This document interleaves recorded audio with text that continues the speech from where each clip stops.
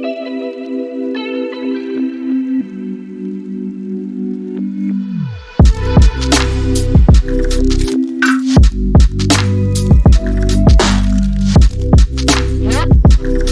welcome back to You Heard It From CFP. My name is Matthew Coyle. Today is August 16th, 2021, and today we are talking about the 401k. Is it a good savings vehicle? Is it still a good savings vehicle? What are the pros? What are the cons? Let's dive in.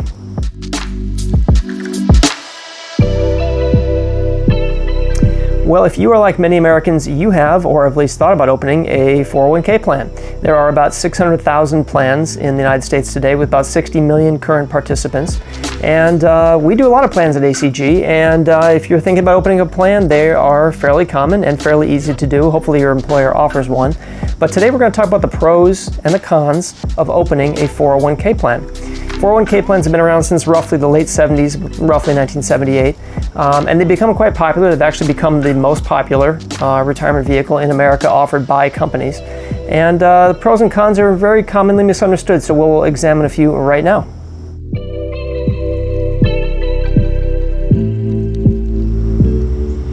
All right, let's start off the top with the parts about 401k plan that are attractive. Why would you open a 401k plan? And we'll get into later why you would not. So, number one, why would you open a 401k plan? Number one is automation. It automates your savings. The biggest mistake I see people make, besides just spending too much, is they don't have a plan. They have no way of automating their savings. They don't fund their savings on a regular basis. They just don't get enough money in their accounts. They just don't save enough. And 401k plans are a nice way to automate your savings. They're not the only way, but they certainly are a very nice way of automating that savings program and getting you into a plan that makes sense for you. And assuming you've chosen some decent investments, or at least investments that fit your risk profile, you should do relatively well over time, where you will at least protect your purchasing power over time by automating your savings. Time in the market is more important than timing the market. So get that savings automated, get it working for you as quickly as possible, and get it in that plan. So that's number one. Number two, why would you open a plan, a 401k plan? Company matching. Now, not every company matches 401k plan dollars. Many choose not to do so, but many do. And if you have a 401k plan and your company does offer matching, at least get that dollar in there so they match what you deposit. One of the biggest things I see as a CFP is that most people just frankly don't save enough. They just don't put the dollars aside.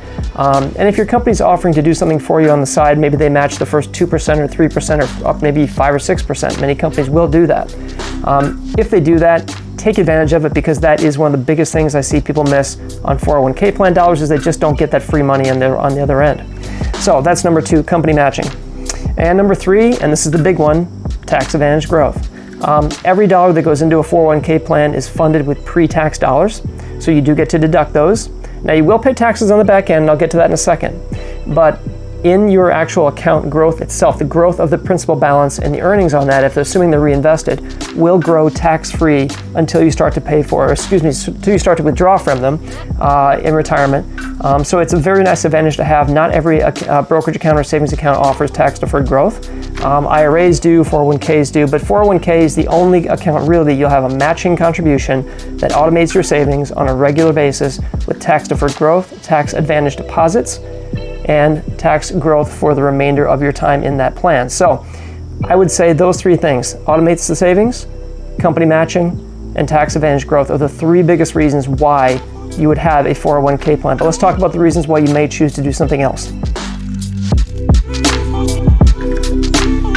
Okay, so those are the upsides to the 401k plan. What are the downsides? Because there are downsides that you need to be aware of. If you're considering opening a plan, the first thing you need to be aware of is they are not savings accounts or brokerage accounts. They are not designed for current consumption. They are long-term investments only. And if you do pull money out prior to the age of 59 and a half without certain qualifying reasons, you will pay both tax and penalties on those dollars prior to age 59 and a half. So if you're funding a 401k plan, or if you have one, make sure you do have some emergency savings set aside, because you will not be able to access them without penalty if you're younger than 59 and a half. So they are designed for long-term investments only. They are not savings accounts. They are not brokerage accounts. So that is one disadvantage of a plan. Make sure you understand that if you're going to have one. Number two, for your employer, they are a bit more expensive. Smaller employers do have a bit of a cost disadvantage when it comes to 401k plans. I see a lot of 401k plans in the market that are not necessarily the cheapest plan that employer could have. They are a bit more expensive for certain employers to have. Hopefully you have one. If you have access to one, again, please use it. But they can be a bit more expensive, and that's a potential disadvantage as well. Number 3, the fund lineups, depending on who your provider is, can be a bit confusing, and it is all on you. Unless you're working with a financial advisor who can work through some of these things with you, you will have to monitor that. You will have to pay attention to the fund lineups and whatever you're investing in. So make sure that you're aware of that and be aware of your investments. It is a self-directed account, so a potential disadvantage if you don't want to do it yourself. Okay, so anything miscellaneous to consider with these plans. There are a few things you want to be concerned with, not necessarily pros or cons, but just some miscellaneous items to be aware of with 401k plans. Number 1, as I consult my notes again, rollovers. If you choose to move a 401k plan, or if you have an old 401k plan sitting at a previous employer, you can move that money most likely to your current 401k or move it to an IRA. It's called a rollover, particularly to an IRA. You want to be aware of the rules and regulations around those kind of things because they can expose you to taxes if you're not careful. You're allowed basically one rollover per 12 months if you're doing it directly to you. If you're going from company to company or custodian to custodian, you can have as many as you like, but a lot of people do get caught on this every year. They'll pull money out of a plan with the intention of putting it back into an IRA or into their current 401k plan, and they don't do it soon enough, or maybe they do it too many times that way and they get caught and have to pay taxes on it. If you're unclear about the rules, please reach out to us. We can help clarify for you. But rollovers, you want to be aware of that you could potentially pay a tax on rollovers if you don't do it right. But it's never a bad thing to combine plans, especially if the plan you're going to is cheaper, i.e. your current plan, if that's what the situation is.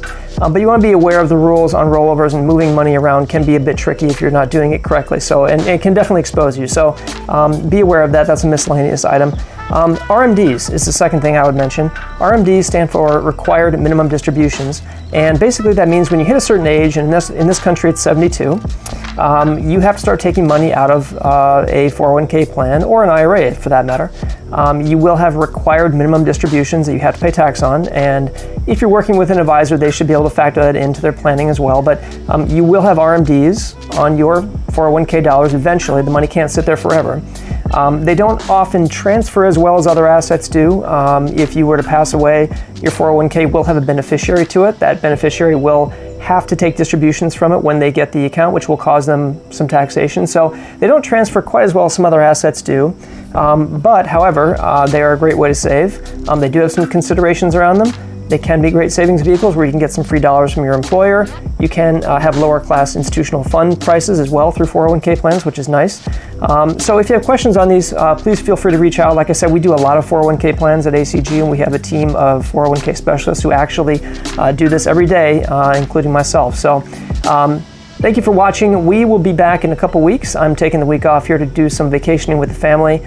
I will see you back after that in the month of September. Thank you for watching, and enjoy your rest of August.